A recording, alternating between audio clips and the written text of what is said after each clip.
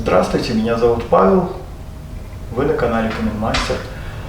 Сегодня я палю печку довольно экзотического типа.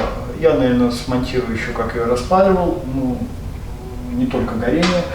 Это Экоминимал серия. На самом деле у производителя Пламень там похожие две серии: Аутентик, Экоминимал, разные горизонтальные, вертикальные компоновки. Это 50-ка, по-моему, модель, там 35-50. Вот. Я ее уже не первый раз палю. Почему? Тут немножко печка относительно штатного состояния даже немножко модернизирована. В каком плане? Зуб у данных печей, в угоду дизайну, если вы видите, здесь буквально такой тоненький верх, то есть это очень красивое решение, даже ни у кого из конкурентов такой тоненькой нету части. В то же время печь эффективная по КПД и так далее. Это сделано за счет таких с маленьким зазором зубьев, которые сверху расположены, то есть дефлекторов, отсечек и так далее. Но сама по себе, по стоимости печь, находится совсем не в такой категории ценовой, как ее конкуренты. Грубо она вдвое дешевле ближайшего конкурента. По дизайну я имею в виду, по мощности, по внешнему виду, качеству отделки. Это там норвежские производители, там Довре, Йоту. Есть несколько. На самом деле такие печи, именно трехстекольные, с большими стеклами, их делают вообще единицы. И во всех этих печах, особенно вертикально вытянутых вверх, присутствует основной нюанс. Это система очистки стекла всегда хуже работает. Печь там слабее прогревается из-за большой площади стекла. Вот в угоду дизайна между дефлекторами маленький зазор, соответственно, сажа больше оседает на части стекла. И здесь, большинство в Европе пользователей этих печей, они в основном только единственную какую претензию предъявляют. Это скорее не претензия, потому что поймите, если вещь стоит вдвое дешевле, она не может работать так же, как вещь, которая вдвое дороже. Но единственный нюанс — это не отопление, не регулировки, а именно более интенсивное закапчивание стекла. В основном жалуются, что даже там целиком стекла засажены, но это те, у кого некачественное топливо и неправильно топят. Мы используем обычные сухие дрова, тут даже с корой. Они сухие, но не более того, то есть это просто нормальное топливо. Вот. И при первой растопке я, наверное, вставлю куда-нибудь эти кусочки, где мы топили. Очень ощутимо было закапчивание. Дело даже не в площади, то есть любое стекло тонируется сажей, то есть такая равномерная тонировка, как в автомобиле стекло. А в том, что оно в верхней части было очень плотное. Хотя надо отдать должное, мы добились того, что это было в пределах, наверное, такой высоты. То есть эта нижняя часть, так было все прекрасно, а верхняя была сильнее подкопчена. Сейчас я немножко модернизировал ее, в основном это верхнюю часть, зуб, посмотрев, естественно, конструкцию, что там дальше устроено вверху печи. И немножко была, скажем, такая легкая модернизация сделана. И сейчас мы смотрим результат, то есть, по идее, за счет этого должна немножко лучше была проходимость дымовых газов. Я, к слову, экстремально не делал сильно, как зуб убирают вообще и так далее. Я чуть-чуть убрал некоторые элементы зуба, которые захлестывал огонь вблизи стекла через них, и сделал несколько отверстий в плоскости зуба для лучшего прохода дымовых газов, но не напрямую в дымоход, а все равно он попадает в чугунный отбойник. И сейчас смотрим. Я вижу, печь практически не прогрета, это, наверное, прошло минут 30 с момента распаливания, но видно, что какая-то сажа есть на стекле. Сейчас это еще стекло даже не прогрелось, то есть частично она выгорит. И в целом, мне результат нравится больше, чем первый раз. То есть, да, есть в верхней части подкапчивание, но вы любой можете ролик смотреть такой ценовой категории, одностекольная даже печь ценой 2500 белорусских рублей, грубо это $1200, 1200, $1250. Вообще нет трехстекольных печей, которые вообще хоть как-то работают нормально. Их просто нет. Даже одностекольные печи в этой ценовой категории, вертикальной компоновки, однозначно подкопченные стекла в верхней части. Легко откроете любой ролик, можете этого производителя смотреть, можете французов, например, какую-то Invictu, можете даже смотреть и, кто в этой ценовой категории. Поляки, само собой, но там увидите, как выглядят стекла. То есть такие дизайнерские печи чаще всего в этой ценовой категории либо вообще отсутствуют, либо бледновато выглядят. Здесь, на мой взгляд, это все хорошо. Да, не идеально, но хорошо. Для ее ценовой категории даже отлично. Но я пытался добиться того, чтобы вот этот эффект, когда заказчик все-таки видит настолько плотную пленку сажи, что огня не видит, от этого избавиться.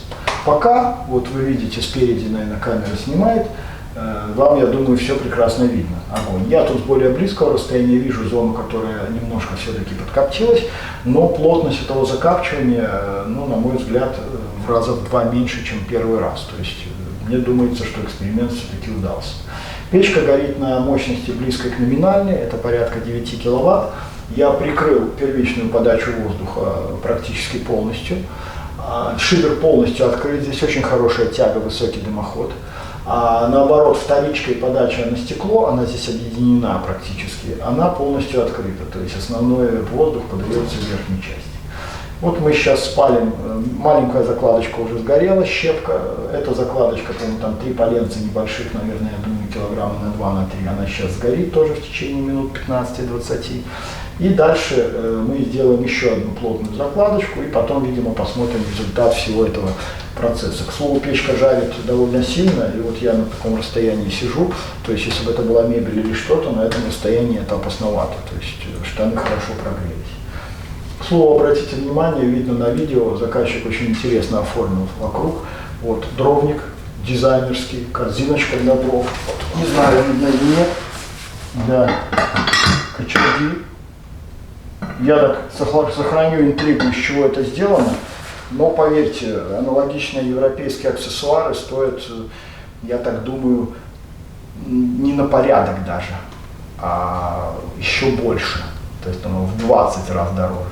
То есть если есть фантазия, руки растут из нужного места, то можно относительно недорого и очень красиво все оформить, не выкидывая бешеные деньги за аксессуары. Тут такой комплект аксессуаров из Европы стоил бы, наверное, как эта печка, как минимум. Вот. Так что можете брать на вооружение как пример. Отдельно я покажу вам дымоходик, тепловизором ее обмерю, она сейчас как раз прогреется. Но пока все вполне неплохо. Ну, для, повторяю, печей данной ценовой категории очень даже неплохо. Когда-нибудь мы еще до горизонтальной такой печи доберемся, но пока, к сожалению, нет возможности. Те, куда они продавались, объекты мне недоступны просто. А здесь, спасибо заказчику, ну, я получил возможность как бы несколько раз ее топить, в том числе вот, проводя эксперимент с некоторым, на мой взгляд, улучшением конструкции печи. Именно в сторону эстетики. Потому что, ну, понятно, что в такую печь берут... Ее можно взять, к слову, для отопления, и вот дом такого объема для нее доступен в плане отопления. Тут, наверное, ну, тяжело мне сказать, 6, 7, ну, наверное, 40-50 по каждому этажу, наверное, квадратов 40, по второму, тут второй свет чуть больше. Вот. Так что, ну, здесь газовый котел, поэтому отопление дело не идет, это в первую очередь эстетика. Ну, посмотрим на огонь. Как горит, спокойно, я ничего не трогаю, не регулирую, я не вижу в этом смысла, потому что, честно, уже мне самому надоели эти все подбросы верхнего, нижнего пламени. Хочется просто посмотреть на огонь так, как 90% заказчиков это делают. Сидят у огня и смотрят на него. Вот. Все распаливаем по классике, без всяких, как говорится, извращений. Так, шибер. Шибер надо открыть. Вот так. И подпаливаем запалочку.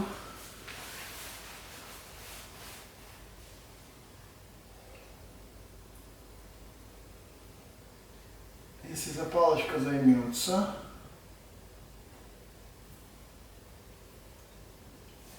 а сейчас прикрываем. Ну, он очень аккуратно распаливается сейчас, по сути. Оставляем щель, как раз сантиметрика тут 2.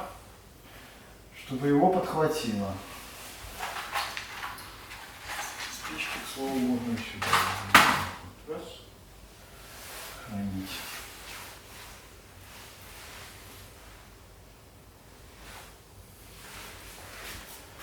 Чтобы протолкнуло дымоход, положу сверху, может, еще пару. Быстрее, чтобы разгорелось.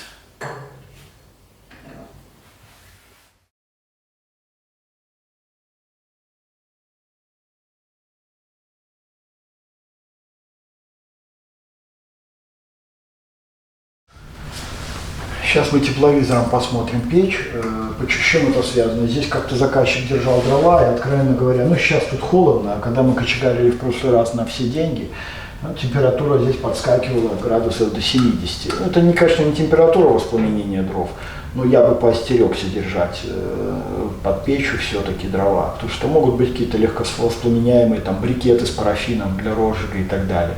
У них температура воспламенения может быть ниже. Ну, пока там снизу, к слову, ну, хотя снизу 47 градусов, вот там на задней стенке. Сейчас я покажу вам кратенько, как и что выглядит. Значит,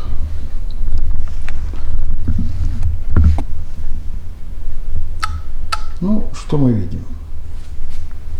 Ну, мы помним, что данная модель тепловизора на 270 у нее стоит ограничитель. Это опыт показывает, что температура слегка за 300 в этой зоне стекла. Стекло непрозрачно для данного тепловизора, как, по сути, условное зеркало или просто черный предмет. Поэтому вот температура. Это умеренная. Для пиролиза она недостаточная. Сразу говорю, при такой температуре перегорание сажи еще если только начнется. Вот. Значит, смотрите. Тумба непосредственно перед достаточно холодная. Сбоку мы попадаем в зону стекла. Здесь измерения могут быть не совсем корректные, потому что, по сути, переизлучение от стекла происходит, как зеркало отражает металл. Но в целом можно судить о том, что температура здесь может быть достаточно высокая. Хранить здесь что-то нельзя. Видите, боковые стенки прогреты уже за 300. Сверху есть отсечной зуб. Поэтому, видите,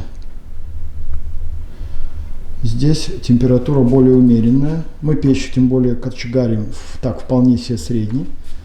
Вот это отражается дымоход. Хорошо видно, что это его отражение, что у него более высокая температура. Видите, на входе в дымоход мы имеем температуру порядка 260-270 градусов. Вот мы плавно поднимаемся.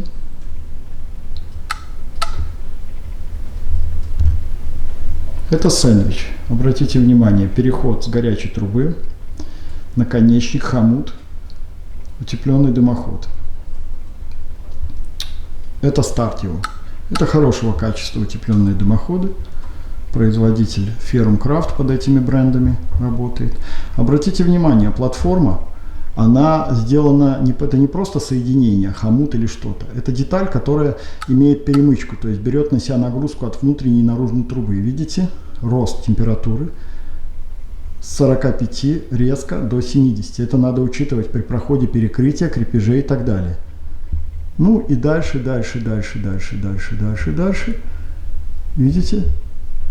Вот она плавно падает. Ну тут уже какая-то погрешность может быть. Ну в районе 40 градусов в верхней части.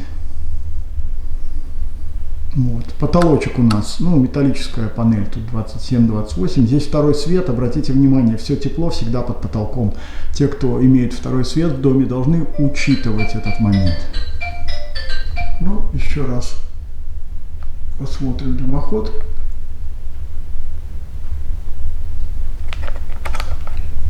Еще раз посмотрим. Видите, от 40 ниже. Температура постепенно увеличивается. Достигает внизу уже 60, там, наверное, 70 градусов. Дальше резко 200 и выше. Нижняя часть дымохода. Сама стеночка защитная. Здесь это не просто кирпич, это защитная именно стенка. Она относительно холодная. Да, она нагрета, но не намного больше, чем, например, рядом деревянные стены в силу просто того, что дом отапливается и так далее. Вот. Ну, к примеру, теплые полы. Отлично видно. Видите? Это отражение, это не пол. То есть частично это нагрев пола, но в том числе отражение пламени. Это тоже надо учитывать. Здесь не горючий пол, но вот этот момент нам надо тоже учитывать в обязательном порядке. Вот. Ну и еще раз обойдем камин. Я специально подойду поближе. Вот. Смотрите. Тонировочка на стекле есть, но она в принципе не мешает смотреть на огонь. она в верхней части не такая плотная, как при первом распаливании. По сути, такого уровня топки печи, это грубо, ну для топок это такой сегмент 1500. Примерно так же они выглядят в процессе работы, то есть никаких сюрпризов.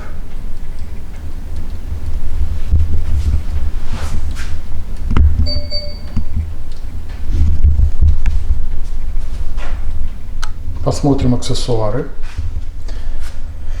Приспособление для кочерги просто супер. Учитывая, сколько оно может стоить, фирменное, это просто супер. Корзинка для дровника.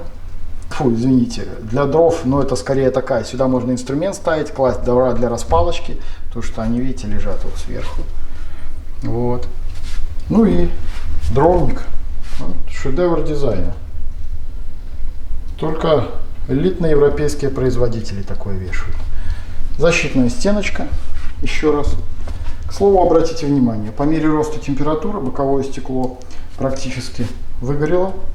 Ну, поверьте, мне глазами видно, вам может быть там стенка что-то отсвечивает. У меня видно, что все очень хорошо. Небольшое помутнение в верхней части, но оно не мешает обзору огня.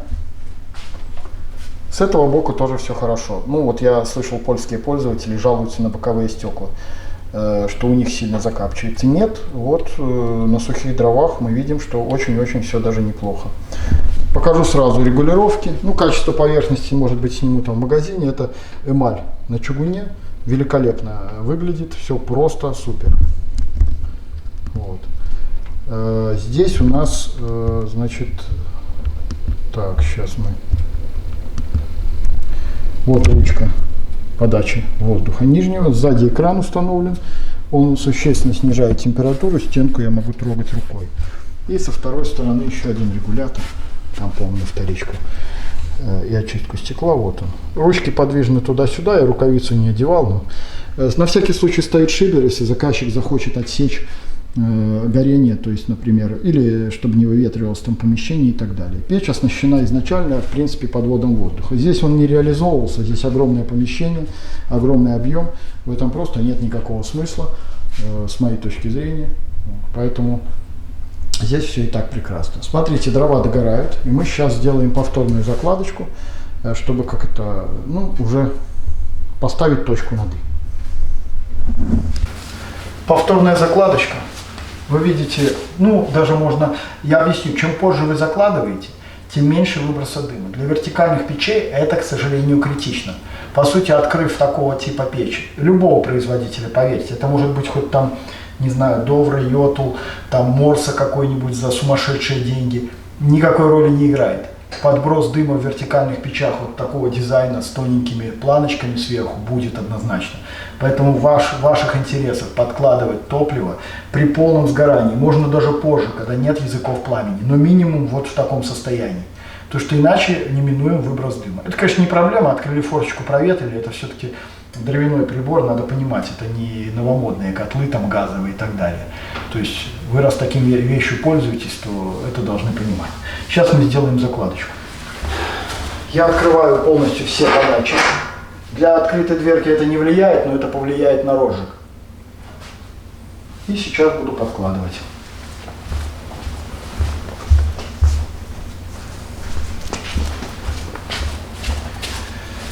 Так.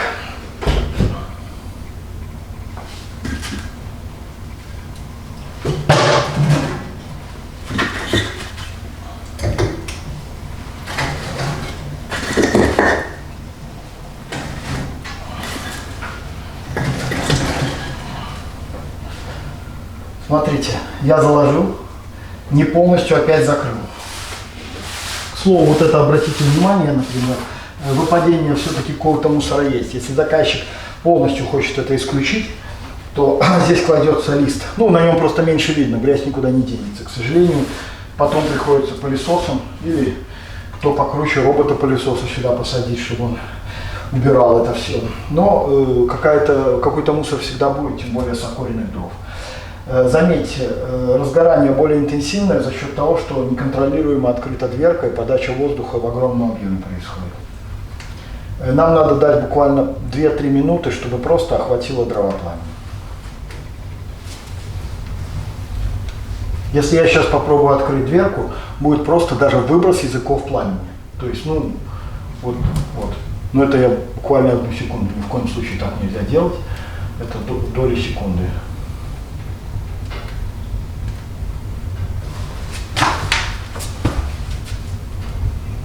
Там, где облизывать начинают языки пламени стеночку, стекло, оно сразу начинает подкапчиваться. Потом, по идее, при повышении температуры этот эффект пройдет, перегорит сажа.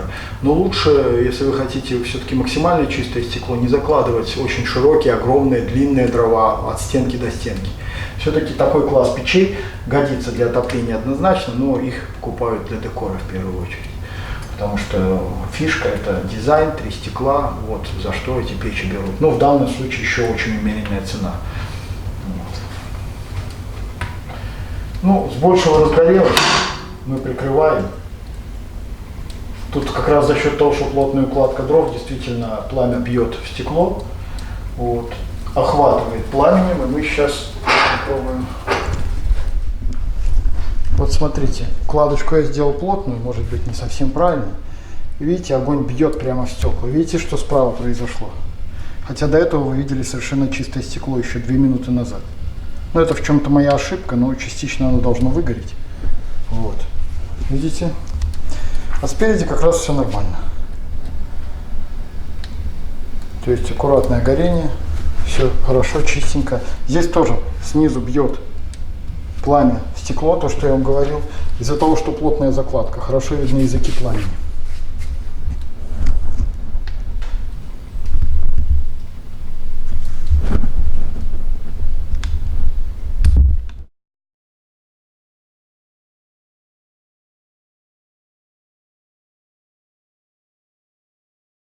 Все, печь догорела, вторая закладка. Грубо говоря, в общей сложности, наверное, около там, ну, килограмм 7, от 7 до 10, ну 7, 10 нет, 7. Она догорела, стекло подкопчено верхняя четверть, но плотность немножко меньше, чем в прошлый раз. И сбоку, благодаря моим кривым ручкам, я положил дрова и впритык прислонил их к стеклу. Соответственно, в этом месте выгорела половина сажи, а половина подкопчена осталась. За стенки кажется, что закопчено стекло не так, как есть на самом деле. На самом деле картина следующая. Вот у нас здесь все прозрачно, стеночка у нас там чуть-чуть. Ух ты, горячо, а! Мы можем, вот так мы можем открыть, идеально для забрасывания. Вот стенка как закоптилась. А здесь, соответственно, вот верхняя зона, вот нижняя. Ну, со стеклами я показывал. Вот она выгорела в нижней части, а там, где жара не было, оно более грязное.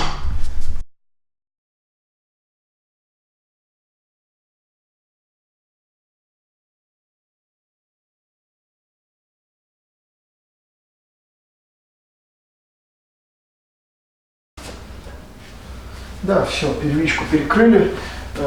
Платформа очень горячая. Сейчас я тепловизором, наверное, стрельну, мне даже интересно. С точки зрения безопасности, для тех, кто кладет сюда разного рода вещи, могу вам сказать, что температура на поверхности приближается к 100 градусам. Вот напротив стекла, да, здесь сотни, на самой этой самой. Вот. Экран здесь, соответственно, очень кстати, потому что даже на поверхности камня сейчас, смотрите, температура достигает 80 градусов, но мы топили очень сильно.